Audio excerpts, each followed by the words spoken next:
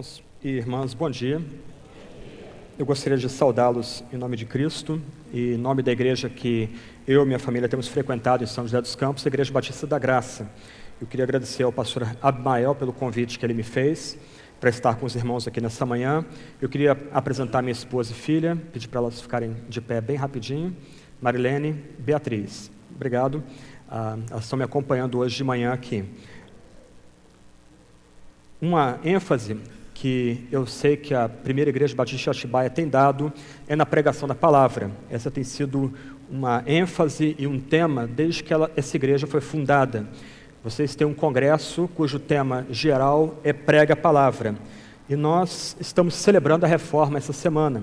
Nós estamos celebrando 496 anos da reforma protestante, desde quando, em 31 de outubro de 1517, se conta que Martinho Lutero, aquele pároco alemão, afixou as famosas 95 teses no portão ou na porta da igreja de Wittenberg, a igreja do castelo em Wittenberg. As teses que afirmavam a gratuidade da graça a partir da primeira tese, que afirma que, tendo Jesus Cristo dito que toda a vida cristã, nós devemos nos arrepender para entrar no reino dos céus, toda a vida cristã deve ser um contínuo arrependimento. Então, aquele marco é que sinaliza o começo da reforma protestante. Nós estamos aqui, então, lembrando esses 496 anos desse movimento. 2017 vão se fazer 500 anos da reforma protestante, uma série de eventos preparados em todo canto do mundo, especialmente na Alemanha, mas também na Holanda, nos Estados Unidos, no Brasil, várias organizações se mobilizando para celebrar os 500 anos da Reforma Protestante. Mas a Reforma Protestante foi, antes de um movimento polêmico, um movimento de pregação da palavra, de afirmação da palavra. Essa manhã nós vamos estar meditando em Gálatas capítulo 3, verso 24, e eu gostaria de dar algumas palavras antes de nós tratarmos do texto propriamente dito. Se a Reforma Protestante foi um movimento de pregação da palavra, o livro de Gálatas foi um livro capital nos começos da Reforma Protestante. Martinho Lutero, ele comentou 2 vezes essa epístola. Há 2 comentários bíblicos, um de 1519, um de 1535, que Lutero preparou sobre essa epístola. Em algum momento da vida de Lutero, no meio de uma crise espiritual tremenda, o seu supervisor, um homem chamado Johann von Staupitz, ordenou a Lutero que ele fosse estudar a Bíblia em Roma. Ele foi para Roma, então, para ganhar o seu doutorado em Bíblia e se tornar um especialista em estudos bíblicos. Naquele período, ele acabou tendo que modificar ou redescobrir uma nova forma de trabalhar a Bíblia, de interpretar corretamente a Bíblia. Quando ele volta para Wittenberg, ele começa a ensinar a Bíblia para os seus alunos, mais ou menos 400 alunos que se reuniam ali. E ele pregou, ou ele ensinou, o livro de Romanos, o livro de Hebreus, o livro dos Salmos e o nosso livro, o livro de Abacuque. Ele pregou Abacuque durante mais ou menos um ano, entre 1516 e 1517, que coincide com o ato dele afixar na porta da sua igreja aquelas teses, algo que era comum naquela época. E olha o que ele diz dessas preleções em Gálatas. No transcorrer desses estudos, o papado soltou-se de mim. E ao final ele escreveu: Gálatas é a minha epístola, casei-me com ela, é a minha epístola. Por que Lutero se apaixonou por essa epístola? Porque parece que Lutero literalmente fundiu seus horizontes com o apóstolo Paulo. Porque me parece que ambos estavam lutando com o mesmo problema. Paulo plantou uma série de igrejas na Galácia, mais ou menos aí por volta de 48, 49 depois de Cristo, e logo ele virou as costas para aquelas igrejas, partiu para outro campo. Um grupo de chamados judaizantes, eles começaram a semear discórdia nessas igrejas que Paulo plantou em meio a grande sofrimento, talvez em meio a uma doença bem grave. Esses cristãos chamados judaizantes, eles ensinavam basicamente o seguinte: nós precisamos crer em Jesus. Vocês da Galácia precisam confiar em Jesus. mas não é suficiente colocar a fé em Jesus. É necessário algo mais. É necessário abraçar as obras da lei. É necessário cumprir as obras da lei. O que esses judaizantes estão tentando fazer? Sutilmente, esses judaizantes estão dizendo que a nossa salvação, ou a salvação daqueles crentes na Galácia, se dava não apenas pela fé em Jesus, mas por uma cooperação de fé e obras. É necessário crer em Jesus, mas também é necessário abraçar algumas regras do judaísmo. É necessária a circuncisão, é necessário voltar às festas do Antigo Testamento. Crer em Jesus, mas algum outro item, alguma outra lista. Quando Lutero consegue entender o que o apóstolo Paulo quer dizer, ele tem diante de si um livro novo. A Sagrada Escritura ganha uma nova vida para ele.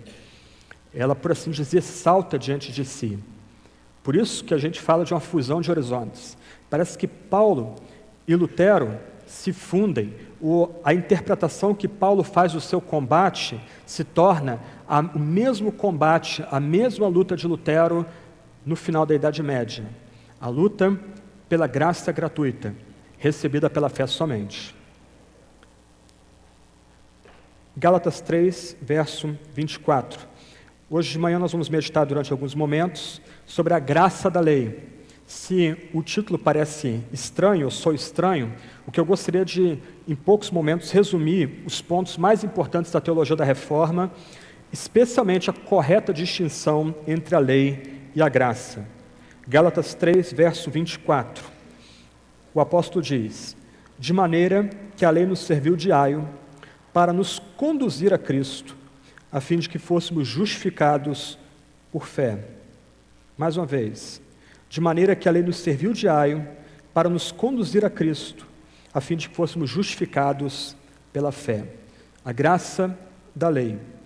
Primeiro ponto que eu gostaria de destacar, nós encontramos a primeira parte do versículo. A graça da lei é demonstrada no papel da lei. A graça da lei é demonstrada no fim para o qual a lei foi dada.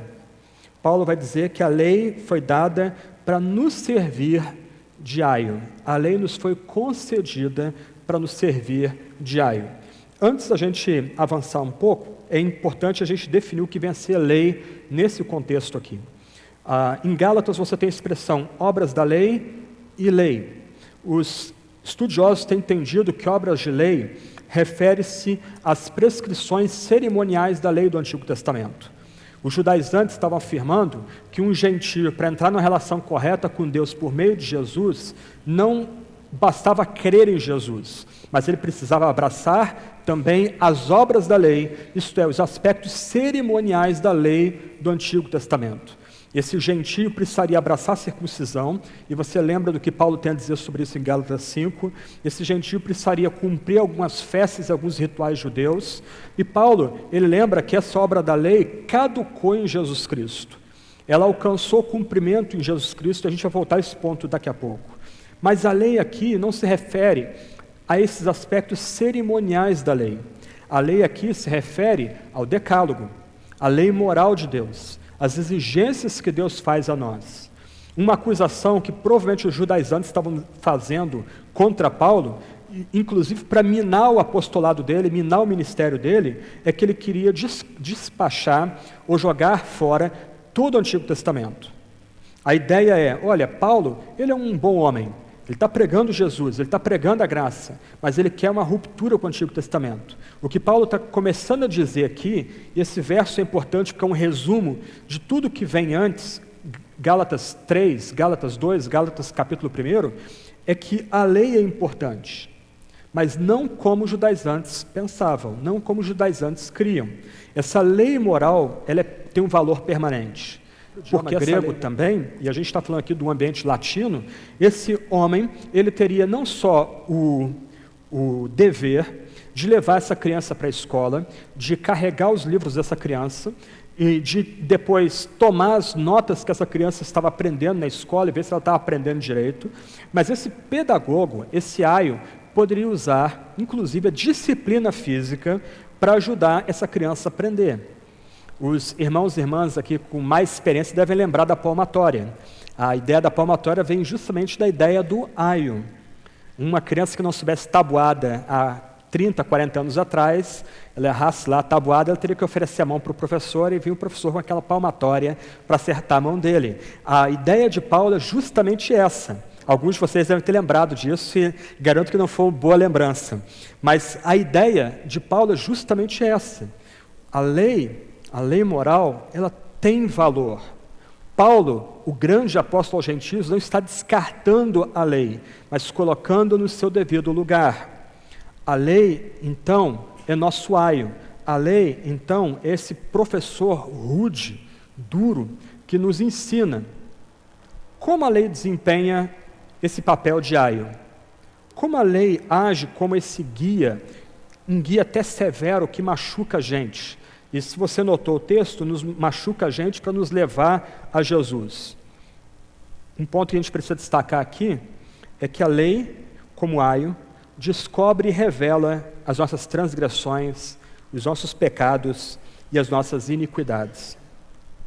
Por exemplo, Paulo em Gálatas 3, verso 19, numa outra tradução, ele vai dizer que a lei foi dada para mostrar o que é contra a vontade de Deus. A lei é dada, a lei é revelada pelo próprio Deus no Sinai e depois confirmada ao povo em Deuteronômio, dada no Êxodo, depois confirmada em Deuteronômio, e a lei permanece no Antigo Testamento para revelar que somos todos pecadores, para revelar que somos todos transgressores, que nós amamos pecado, nós amamos transgressão, estamos em rebelião contra Deus, contra o próprio Deus. A lei foi dada para mostrar o que é contra a vontade de Deus. E o que Paulo quer afirmar aqui é que essa lei moral dada lá no Antigo Testamento permanece no Novo Testamento e permanece entre nós hoje como uma forma de lembrar que todo o nosso pecado é um pecado fundamentalmente contra o Deus vivo. É uma ofensa, é um escárnio, é um ato de rebelião contra o Deus vivo. Paulo, em Romanos 4,15, vai dizer que onde não há lei, também não há transgressão. A ideia aqui que Paulo quer transmitir a um outro público, aos crentes da igreja em Roma, é que onde as pessoas não sabem o que é a lei moral, o pecado não vai aparecer. Nota, não é que o pecado não exista, mas as pessoas não vão ter consciência do que é pecado se essa lei moral não for colocada diante das pessoas como aquele padrão que mostra o que é de fato transgressão, o que é iniquidade e pecado. Em Romanos 5:20, Paulo vai dizer que a lei veio para aumentar o mal. Em Romanos 7:7, Paulo vai dizer o seguinte: a lei me fez saber o que é pecado, porque eu não saberia o que é a cobiça se a lei não tivesse dito, não cobice. Em outras palavras, para o apóstolo Paulo, a lei coloca o pecado na perspectiva correta, tornando excessivamente pecaminoso, uma transgressão, um ato de rebelião que nós cometemos contra o próprio Deus, o Deus vivo. Em Romanos 7,13, Paulo vai dizer que, a fim de que pelo mandamento o pecado se manifestasse excessivamente maligno. Uma outra tradução vai sugerir mais terrível ainda, o pecado colocando diante de nós quão maligno é o pecado, quão terrível é o pecado, quão repugnante é o pecado. Em outras palavras, a lei revela quão horroroso é o pecado. A lei revela que o pecado nos desfigura. Por mais que o incrédulo queira aparentar beleza, algum tipo de bondade, algum tipo de prudência, de bom senso, por outro lado, o pecado no seu coração o desfigura, torna uma caricatura do que ele poderia ser se ele estivesse conectado com Cristo. Então, o pecado é retratado pelo mandamento como algo terrível, algo excessivamente maligno, como diz a tradução da Almeida Revista Atualizada. Em outras palavras, a lei é como que um espelho duplo. De um lado, a lei reflete o caráter do Deus que nós amamos e adoramos. O Deus que nós adoramos e amamos é um Deus completamente santo, um Deus sem mácula alguma, um Deus completamente puro, reto, íntegro. Do outro lado do espelho, quando esse espelho se vira para nós, o que vemos quando estamos sem Cristo em rebelião contra Deus é todo o ambiente de morte e depravação e malignidade que resta em nós. Aqui a gente lembra a resposta do povo no Sinai: não fale Deus conosco, para que nós não morramos. Quando atingidos pela lei, quando confrontados pela lei moral, quando a lei moral é colocada diante de nós, essa tem que ser a nossa resposta para Deus: que Deus não fale conosco, porque senão nós vamos morrer. O que nós começamos a perceber aqui, a lei se tornando nosso aio, é que a lei ela revela e mostra, torna clara a nossa transgressão, o nosso pecado, a nossa rebelião contra o próprio Deus. A lei lembra que sem Deus nós estamos em pecado e transgressão. Nós constantemente estamos quebrando os mandamentos que Deus mesmo estabeleceu. Calvino, comentando essa passagem, diz o seguinte: a lei, ao exibir a justiça de Deus, os convenceu de sua própria injustiça, pois os mandamentos de Deus, como através de um espelho, puderam ver quão longe estavam da verdadeira justiça. E assim foram lembrados de que a justiça tem de ser buscada em outro lugar. As ameaças da lei os compeliam e os pressionavam a buscar refúgio da ira e da maldição divinas. Aliás, elas não lhe deram descanso, enquanto não se obrigaram a buscar a graça de Deus. O ponto-chave aqui é que quando somos confrontados pela lei, quando a lei é colocada diante de nós, quando a gente começa a ler o Decálogo, e depois a gente começa a ler a expansão do Decálogo no Êxodo, no Deuteronômio, a gente tem que perguntar: quem consegue cumprir isso? O que a lei começa a mostrar, ou começa a gravar em nossa mente e coração, é que nós não temos justiça própria, nós não temos o que apresentar diante de Deus. Antes, mesmo os melhores atos que nós fazemos estão poluídos, maculados pelo pecado. Então, como a lei desempenha esse papel de aio? Por um lado, ela descobre e revela nossas transgressões. Do outro lado, a lei revela o nosso estado sem Cristo. Como é que a Bíblia descreve o homem sem Cristo, a mulher sem Cristo? Como é que a Bíblia retrata um homem ou uma mulher que não abraçou Cristo pela fé? Colocando a lei diante desse homem, diante dessa mulher, o que a gente descobre é um quadro aterrorador. Paulo vai dizer em Romanos 5 que se nós somos justificados por Cristo, nós já temos paz com Deus. Ora, se nós passamos a ter paz com Deus quando recebemos Cristo pela fé, isso significa que antes nós éramos inimigos de Deus. O que a lei começa a revelar para a gente é que nós estamos no estado, sem Cristo, de rebelião contra o próprio Deus. Como alguém já disse, o desejo de homens e mulheres que não têm Cristo ainda em seu coração, não creem em Jesus ainda, era matar Deus, se fosse possível, removê-lo do trono e sentar no lugar dele, naquele trono, e fazer tudo girar em torno de si mesmo. Um homem, uma mulher, não importa a idade, não importa a etnia, não importa o seu lugar na sociedade, se ele não tem Cristo, ele é inimigo de Deus. Ele está em rebelião contra o próprio Deus. Paulo, em Efésios 2, vai lembrar que esse homem, essa mulher, sem Cristo, está morto em seus delitos e pecados. Hoje, por conta da invasão da mentalidade terapêutica, da linguagem terapêutica, nós supomos que um homem, uma mulher sem Cristo, ele está na UTI. Ou talvez ele esteja dentro de um barco no alto mar e a gente pode jogar uma boia com o nome de Jesus na direção desse homem, dessa mulher no barco. Outra pessoa pode jogar uma boia escrita Espiritismo kardecista, outra Nova Era, e aquele homem no barco ele ainda tem a chance de escolher qual é a melhor boia que ele vai pular. A Bíblia não compartilha desse tipo de otimismo quanto o homem e a mulher sem Cristo. Paulo vai dizer que um homem, uma mulher sem Cristo, por causa do que a lei moral fala da transgressão e do pecado, esse está morto em seus pecados. Ele é completamente insensível para Deus. Ele não está na UTI, ele já está morto. Ele não está no barco. Aliás, ele está no barco, no porão do barco. O barco afundou, ele morreu. Ele está morto nos seus delitos e pecados. Ele não tem vida em si mesmo. E se você já evangelizou, você já topou com gente assim. Talvez você já tenha perguntado para esse tipo de pessoa: você quer aceitar Jesus? E você talvez tenha ficado angustiado porque a pessoa virou para você e diz: olha, eu não senti nada ainda. Aí você talvez tenha dito: mas não é questão de sentir, você tem que aceitar Jesus. Não, ela tem que sentir. Ela tem que sentir que ela é pecadora. Ela tem que sentir quebrantamento. O Espírito Santo é que tem que convencê-la do pecado, da justiça e do juízo.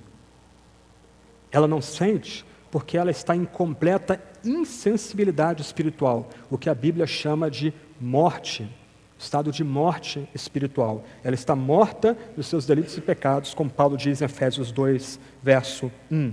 Ela é escrava dos seus desejos, da sua natureza pecaminosa, ela é escrava do mundo como sistema que se levanta contra Deus, ela é escrava do diabo. Paulo, eu falei de Lutero antes, mas Paulo e também Lutero, eles não tinham a imagem de uma pessoa viciada. Eu não sei se você já viu uma pessoa viciada em crack, em crise de abstinência. É uma imagem terrível. Mas essa imagem retrata a alma de uma mulher e de um homem que não creu em Jesus Cristo ainda. Ela é escrava dos seus baixos instintos. Ela é escrava do diabo. Ela é escrava de um sistema mundano que se levanta contra o próprio Deus e quer tomar o lugar de Deus. Ela não consegue fazer algo diferente do que está gravado em sua natureza e que a comanda ao seu redor. É isso que a lei revela de quem ainda não está em Cristo. O homem todo, o ser humano todo é afetado. O corpo se torna escravo do pecado. A mente está escurecida, entenebrecida. Como Paulo diz em Romanos 16, 18, a vontade deste, sem Cristo, sem Deus do mundo, a vontade desse é serva do diabo.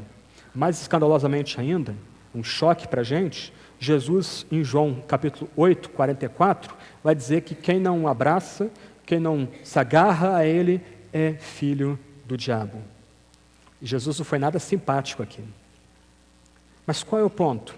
Esse é o estado desesperador de um homem ou de uma mulher que não foi conduzido pela lei a Cristo. Não foi quebrantado e humilhado para a lei para ser levado para Cristo. Por isso, Paulo vai lembrar que todo homem e toda mulher estão sem Cristo debaixo de maldição.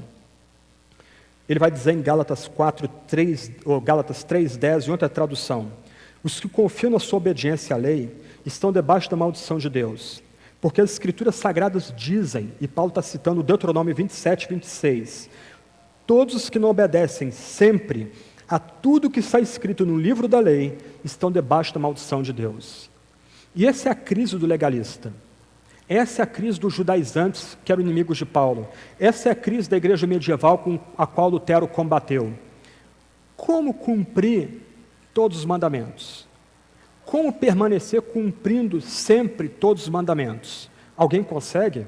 Alguém aqui consegue cumprir todos os mandamentos? O ponto aqui de Gálatas 3:10 é: quem quebrou o mandamento, quebrou todos. Logo, aquele que quebrou um mandamento, por menor que seja, não só quebrou todos, mas ele está numa situação desesperadora, na qual ele está debaixo agora da ira santa de Deus. Ele é considerado como maldito pelo próprio Deus. Primeiro ponto, então: a graça da lei é demonstrada no papel da lei, de maneira que a lei nos serviu de aio. E a lei desempenha seu papel de aio, primeiro, revelando nossas transgressões, revelando como somos pecadores e revelando nosso estado sem Cristo, um estado desesperador, um quadro terrível para aqueles que estão sem Cristo, um quadro que nos coloca debaixo da ira, debaixo da maldição, debaixo da justiça do próprio Deus. Aqueles que não obedecem tudo que está escrito no livro da lei estão debaixo de maldição. Segundo ponto: a graça da lei é demonstrada quando esse aio nos conduz a Cristo, de maneira que a lei nos serviu de aio para nos conduzir a Cristo. Se minha interpretação de Paulo está correta, a lei machuca a gente. A lei destrói os nossos melhores sonhos espirituais. A lei, ela ofende a gente, porque a lei coloca-nos no nosso devido lugar. A lei tira de nós todo o glamour, toda a beleza, todo espírito de independência e de autonomia, a lei nos iguala a todos, com dureza, com uma palmatória. Mas a lei é graciosa, ou foi concedida graciosamente, porque se de um lado a lei nos quebranta, a lei nos despedaça, a lei nos iguala a todos, a lei lembra que todos éramos pecadores e continuamos lutando com o pecado, do outro lado essa lei nos conduz a Cristo. Como? Em primeiro lugar, essa lei nos humilha ao revelar que Deus é completamente santo. A questão aqui não é como eu posso ter uma boa família, como eu posso ascender socialmente, como eu posso ser um empresário de sucesso, e outras coisas desse tipo. Tudo isso é importante. E tudo isso é contemplado na oração do Pai Nosso, quando nós somos instados a pedir pão ao próprio Deus, que é o nosso Pai. Mas isso não é a questão central. A questão central da Bíblia e da reforma, e para nós hoje, é como homens e mulheres completamente pecadores, como homens e mulheres que quebram o mandamento dia após dia, podem ser amados por um Deus santo, podem entrar numa relação de amizade, de parceria, de aliança com Deus que é completamente santo. Ou Deus abre mão da santificação dele, da santidade dele, porque somos pecadores e continuamos em pecado, ou nós temos que mudar. Mas antes de chegar lá, a lei nos conduz a Cristo, lembrando que Deus é completamente santo, que nós não temos bem nenhum em nós mesmos, nós não temos nada para trocar com Deus. Para cada mandamento que Deus estabelece lá no Sinai, no pacto sinaítico, nós o violamos, nós o quebramos constantemente, dia a dia, hora a hora e minuto a minuto. Nós precisamos de Cristo, nós precisamos de uma justiça fora de nós. Nós precisamos de algo que ocorre fora de nós, para nos colocar numa relação correta com um Deus que é 3 vezes santo, completamente santo, o Deus santíssimo, no qual não há mancha, não há variação, não há pecado, maldade alguma. Então, a lei moral, o aio, nos conduz a Cristo, lembrando que aqueles que não estão nele, estão no estado de miséria. A lei nos convence desse estado miserável para nos empurrar para Cristo. E esse é o padrão da Bíblia. Pensa no Antigo Testamento. Nós temos o Sinai de um lado. Deus desce, por assim dizer, ao seu servo Moisés e dá a lei no Sinai. Ele dá a lei no Sinai num contexto de pacto e de aliança. Eu sou o Senhor vosso Deus, que vos tirou da terra do Egito. Mas uma vez dado a lei, o que Deus começa a estabelecer, o que Deus ordena para que o seu servo, junto com os levitas, construam um tabernáculo. A correta relação, então, no Antigo Testamento é a palavra da lei e depois o sacrifício no tabernáculo. A palavra da lei é dada, não fale Deus conosco, porque senão morreremos. Somos todos pecadores. Agora vamos correr para o tabernáculo para fazer sacrifício, para levantar expiação, porque nós precisamos do perdão divino. A lei no Antigo Testamento era dada não só como sinal visível da aliança, mas era dada para humilhar e quebrantar todo o povo, e levar todo o povo correndo ao tabernáculo e depois ao templo, para suplicar a expiação que era feita por uma ovelhinha pura e sem mácula. E no Novo Testamento? Como é que a gente vê isso no Novo Testamento? Por exemplo, João Batista, limiar entre o Antigo e o Novo Testamento. Como é que ele prega? Ele diz primeiro, arrependei-vos. Depois, eis o Cordeiro de Deus. Por um lado, a lei é o aio. Arrependam-se, abandonem seus pecados, larguem suas transgressões. Mas esse aio é dado para conduzir aquele que atende essa palavra de arrependimento, de chamado arrependimento, ao Cordeiro que tira o pecado do mundo.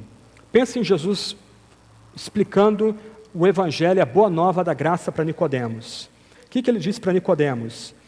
Você precisa nascer de novo. Qual a resposta de Nicodemos? Isso é impossível para mim. Não consigo fazer isso. Aí o que Jesus diz? Isso é algo que o Espírito faz. O Espírito é como o vento. Ele sopra onde quer. Ele pode transformar você, fazer você uma nova criatura. E o jovem rico? Eu gosto dessa história, porque na história do jovem rico, é ele que procura Jesus, ele que vem a Jesus. E ele vem a Jesus tentando estabelecer um tipo de padrão legalista na sua conversa. Bom, mestre, o que eu tenho que fazer para herdar a vida eterna? Parece que é um toque de bajulação no jovem rico aqui. Lembra, não é Jesus que está pregando, ele que vai a Jesus. E Jesus, por assim dizer, dá uma travada no jovem rico. Ele começa dizendo, olha, bom só um que é Deus. Não é que Jesus quisesse fazer a distinção entre ele e seu amado Pai, mas Jesus estabelece o ritmo da conversa. Eu não quero falar de você, jovem rico. Eu quero falar de Deus e da santidade dele. E qual a pergunta seguinte de Jesus? Você cumpre os mandamentos?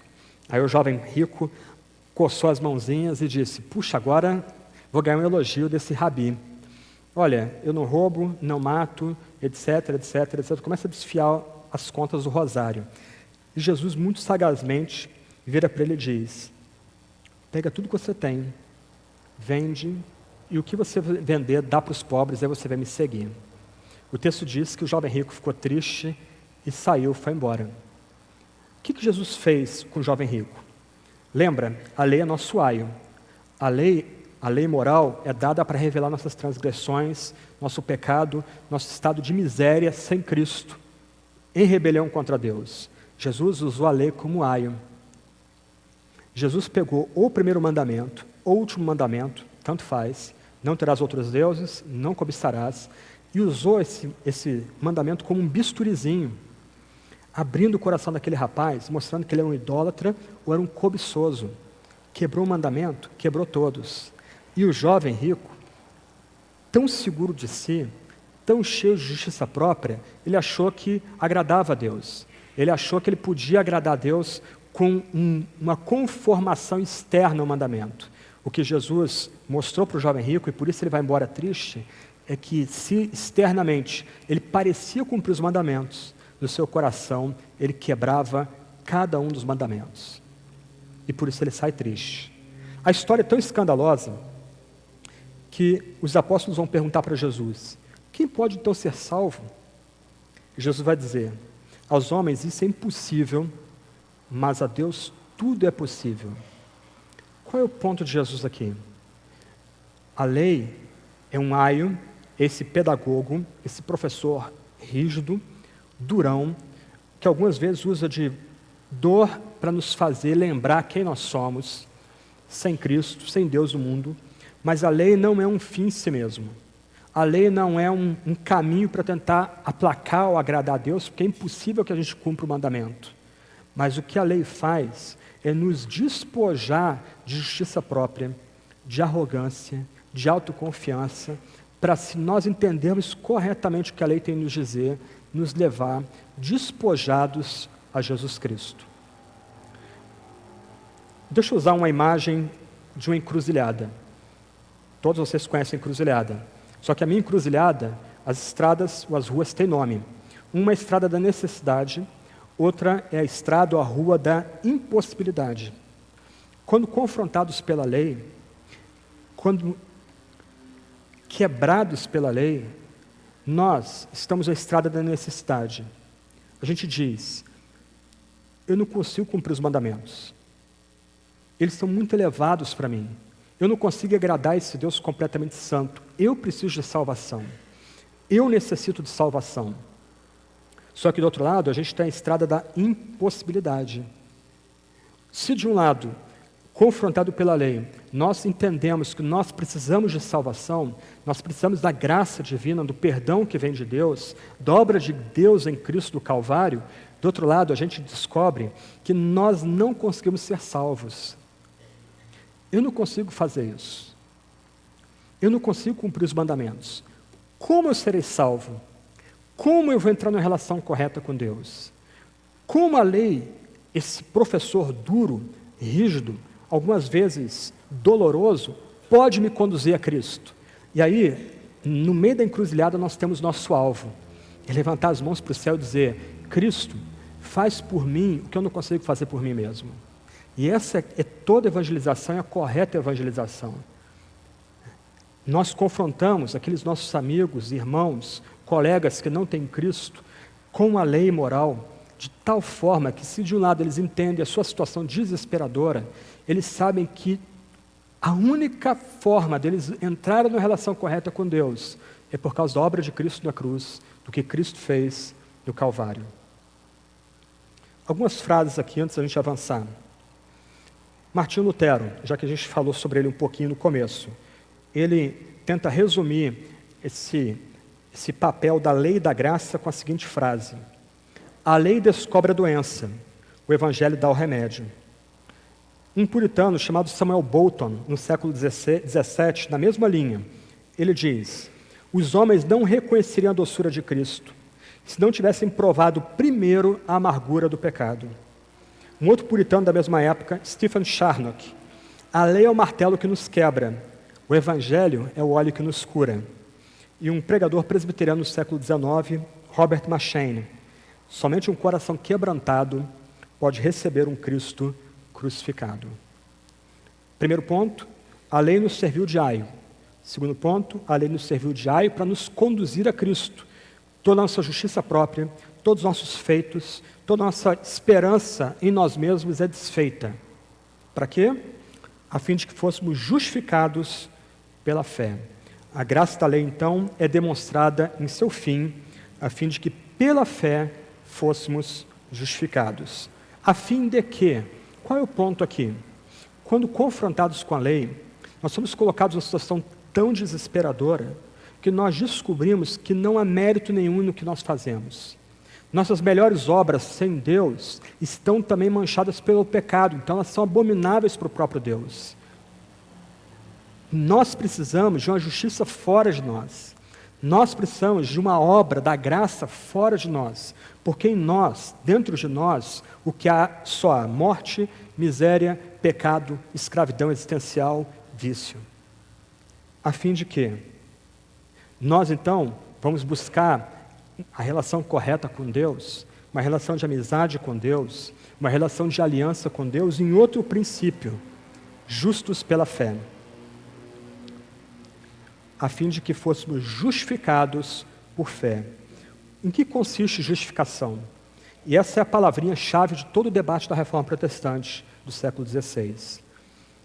É uma doutrina vital para a igreja, para a saúde da igreja, mas volta e meia negligenciada. O que significa justificados por fé?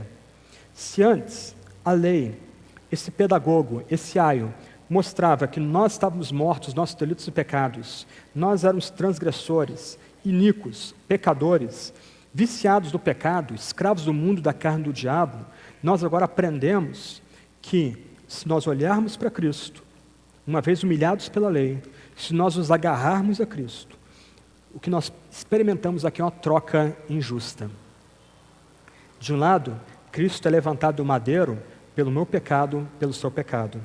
Se você volta um pouquinho, Gálatas 3, você pode depois dar uma olhada, a gente leu o verso 10, mas a gente pode dar uma olhada depois do verso 15 ao verso 22. Aliás, verso 13 mesmo, mas depois 15 a 22. Verso 13 diz: maldito todo aquele que foi pendurado no madeiro. O que nós temos aqui é uma troca. Se de um lado nós estávamos debaixo de maldição, posto que nós não conseguimos cumprir as palavras da lei, Cristo se fez maldição em nosso lugar. Cristo morreu pelo nosso pecado. Cristo morreu no lugar de pecadores, dos piores pecadores. E quando a lei nos conduz a Ele, humilhados, quebrantados, estendendo a mão para receber a graça que vem somente dEle, nós temos uma troca louca, injusta aqui. A obediência de Cristo, a justiça de Cristo é colocada sobre nós. Aquele que se agarra a Cristo pela fé, aquele que confia em Cristo pela fé, ele agora é justificado, ele é declarado justo. Aqui é o coração da reforma, mas aqui também é o coração de toda a Sagrada Escritura. O que isso significa para nós? Justos pela fé. Isaías, conhecido como quinto evangelista, diz mais ou menos o seguinte, em Isaías 61. Regozijar-me-ei muito no Senhor, a minha alma se alegrará no meu Deus, porque me vestiu de vestes de salvação, cobriu-me com manto de justiça, como o noivo que se adorna com a grinalda e como a noiva que se feita com as suas joias. A minha roupa imunda de mendigo é colocada no madeiro em Cristo. Só quando eu estendo minhas mãos para Ele, quando eu coloco minha confiança, minha confissão somente em Jesus, quando eu me agarro ao Cristo crucificado, a justiça dele perfeita é colocada sobre mim. Um homem, uma mulher que crê tão somente em Cristo, agora é um homem, uma mulher completamente justa. Sabe o que significa? Significa que quando você crê em Jesus, você não foi apenas perdoado ou perdoada. Completamente perdoado e perdoada. Significa que agora você tem um novo status. Você não só é um homem ou uma mulher completamente perdoado ou perdoada, mas você é um homem ou uma mulher completamente justo ou justa. Deixa eu tentar simplificar, se é o que eu consigo, um pouquinho isso aqui. Nós cometemos pecados no passado. Nós cometemos pecados no presente. Nós vamos cometer pecados no futuro. Nós continuamos lutando com o pecado. Mas se nós fomos conduzidos a Cristo pela lei e nos agarramos a Cristo como nossa única esperança, todos os nossos pecados foram perdoados. Você consegue imaginar isso? O pecado que você vai cometer daqui a 1 minuto já foi perdoado por Cristo. Já foi coberto por Cristo. Cristo agora, ou melhor, Deus vê você por meio do sacrifício de Cristo do Calvário. A cruz é interposta entre você, se você crê em Jesus, e o próprio Deus completamente santo. Há uma mudança de fato, uma mudança que é externa. Deus, o único Senhor, o único vivo e verdadeiro, o único que existe, o Criador dos céus e da terra, sustenta toda a criação, Ele entra numa relação de amizade com a gente por causa de Jesus. E Ele permanece completamente santo, 3 vezes santo, porque a santidade perfeita de Cristo é colocada sobre aquele homem, aquela mulher que crê e confia. Isso é evangelho. Aqui não entra palavras mágicas, eu declaro, eu tomo posse. Aqui não entra a questão de dar oferta grande, dar mais dízimo, menos dízimo. Aqui não entra a questão de frequência à igreja, roupa. Nada disso entra aqui. O que entra aqui é simplesmente 2 mãos vazias, sendo estendidas para o Calvário. De maneira que a lei nos serviu de aio para nos conduzir a Cristo, a fim de que fôssemos justificados pela fé. A fé aqui não é a base da justificação. Nós somos justificados por causa de Cristo. A fé é o meio pelo qual nós recebemos a perfeita justiça de Cristo. A fé é o meio pelo qual a justiça perfeita de Cristo é colocada sobre nós. A fé é o meio pelo qual essas roupas de mendigo, sujas, mal cheirosas, foram removidas, e agora roupa de festa, roupa de casamento, joias e diademas foram colocados sobre a gente. A fé não é obra. A fé são mãos vazias estendidas para Deus. A lei é nosso aio, nos conduz a Cristo. Como? Sem nenhuma justiça própria, sem nenhum orgulho, sem nenhuma boa obra. Obras da lei, como os inimigos de Paulo diriam lá na Galácia. Aí nós estendemos mãos vazias. Minha necessidade é Cristo. Eu preciso de Cristo. Eu preciso do que Ele fez no Calvário. Se você já ficou doente, já ficou acamado, alguém já trouxe remédio para você. Alguém já trouxe o remédio, e o que você fez? Você estendeu as mãos para receber o remédio. Houve mérito da sua parte? De jeito nenhum. Mérito está em quem deu o remédio. Talvez alguns aqui já tenham feito trabalho social. Distribuir mantas, roupas para frio, sopa. Alguém estendeu a mão para receber uma manta. Alguém estendeu a mão para receber um prato de sopa. Há mérito em quem estendeu a mão? Não. O mérito está em quem deu a manta ou quem deu o prato de sopa. Qual é o nosso mérito de estarmos agora numa relação correta com Deus? Nenhum. Nenhum. A fé é autodenúncia. Quando eu estendo as minhas mãos para o Calvário, o que eu estou reconhecendo e confessando é que eu não tenho bem nenhum para barganhar com Deus. Tudo que eu preciso para entrar numa relação correta com o único Deus vivo e verdadeiro está em Cristo, está na obra dele no Calvário, na sua morte vicária, no fato de ele ter sido levantado como maldição no lugar dos piores pecadores. de maneira que a lei nos serviu de aio para nos conduzir a Cristo, a fim de que fôssemos justificados por meio da fé ou pela fé. No final, tudo é pela graça. Lembra da encruzilhada? De um lado, eu entendo minha necessidade. Eu sou pecador. Eu quebro a lei momento após momento. Eu sou idólatra. Eu amo dinheiro, amo poder, amo sexo. Eu não consigo cumprir nem o primeiro mandamento. Eu sou quebrantado, sou humilhado. Aí meus olhos se levantam e eu vejo o crucificado. Completamente justo, ovelha muda que foi para o matadouro. Sem nenhuma manchinha, nem pecado. Ninguém podia dizer que Cristo era pecador. Quando eu me agarro a Jesus, há uma santa mudança. De injustiça para justiça, de transgressão para retidão, por causa de Cristo no Calvário. Tudo graça.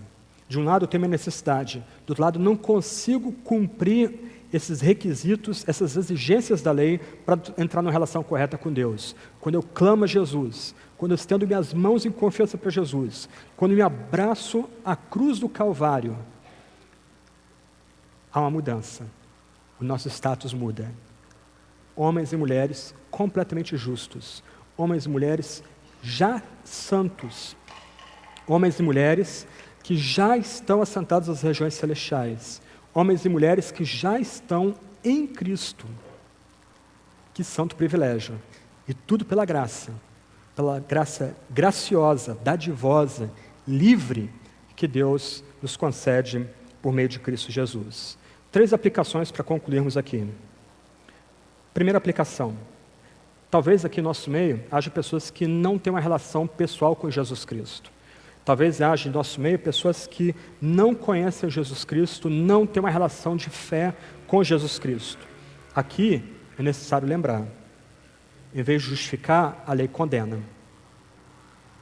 Aqui não vale dizer para Deus ou para Cristo, olha, nunca traí minha esposa, nunca roubei, nunca matei. A igreja é legal, mas eu estou bem do jeito que estou. Isso não vale. Se você odiou, você já quebrou o mandamento. Se você já olhou para uma mulher de forma cobiçosa, você quebrou o mandamento. Se você já cobiçou o bem do próximo, você quebrou o mandamento. E sabe o que é mais espantoso? Deus está infinitamente irado contra você. Deus é contra você. Primeira aplicação. Se você ainda não tem uma relação de fé com Cristo, corra para Ele com fé. Agarre-se a Ele com fé. Aqui não estou falando de religião, não estou falando de rituais, não estou falando de roupa, vestimenta. Estou falando de você se agarrar a Jesus Cristo para fugir da própria ira santa de Deus, do completo desprazer de Deus. Lembra o apóstolo João, capítulo 3, 36. Quem crê já tem a vida eterna. Aquele que não crê, a ira de Deus permanece sobre ele. Eu sei que se convencionou falar um clichê, Deus odeia o pecado, mas ama o pecador. Isso é uma meia-verdade. Porque de uma forma mais profunda, Deus está irado contra aqueles que estão em pecado. Corra para Jesus. Encontre alegria profunda em Jesus. Encontre justiça e retidão em Jesus Cristo. Encontre prazer e alegria perene em Jesus Cristo.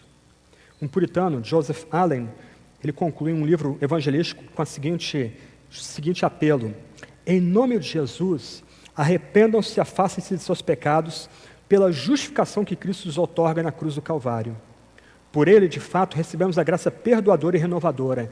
Entreguem-se a Ele para andar com Ele em santidade. Caso contrário, jamais verão a Deus. Corra para Jesus. Corra para Cristo. Isso é a questão central da sua existência e sua vida. Se você não tem uma relação de fé com Deus por meio de Cristo, corra para Jesus. Corra enquanto há tempo oportuno. Segunda aplicação. Talvez haja pessoas aqui lutando com problemas de saúde, depressão, ação demoníaca. Descanse em Jesus Cristo. Confie em Jesus Cristo. Os monges medievais falavam da noite escura da alma. Algumas vezes parece que Deus está longe da gente.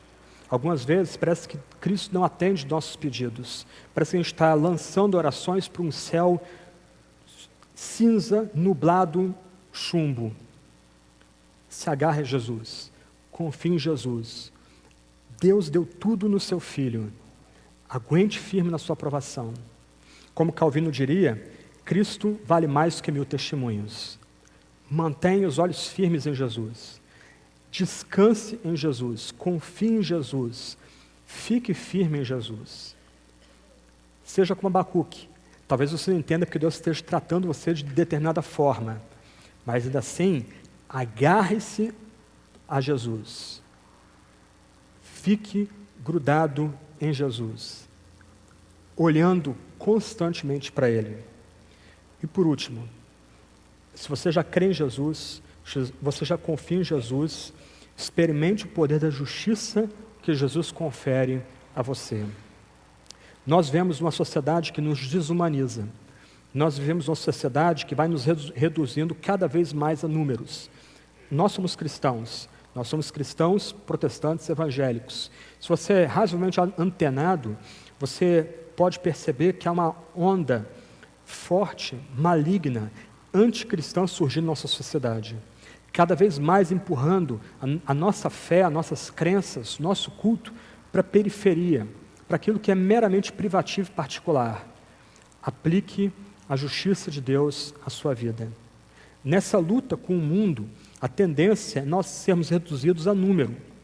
A tendência é nós sermos reduzidos a meros carolas, gente bitolada, pré-científica. Aplique Jesus a essas lutas. Quem é você? Se você crê em Jesus, quem é você? Você já é um homem, uma mulher completamente justo e justa. O pecado que ainda reside em nós não determina a nossa imagem. Não mais. A ação demoníaca ao nosso redor também não determina mais quem nós somos. Esse mundo que se levanta contra a cristandade, contra a igreja, também não determina quem nós somos. Diante de Deus, nós somos como Cristo. Nós agora, se nos agarramos a Ele, confiamos somente a Ele, nós somos homens e mulheres completamente justos. Eu podia até ampliar isso. Nós agora somos filhos e filhas de Deus. Nós agora já estamos ressuscitados com Deus em Cristo. Nós estamos unidos misticamente com Deus em Cristo. Nós fomos regenerados. Olha a sua nova imagem. Olha quem você vê no espelho. Não é o seu pecado quem determina quem você é agora, se você está em Cristo.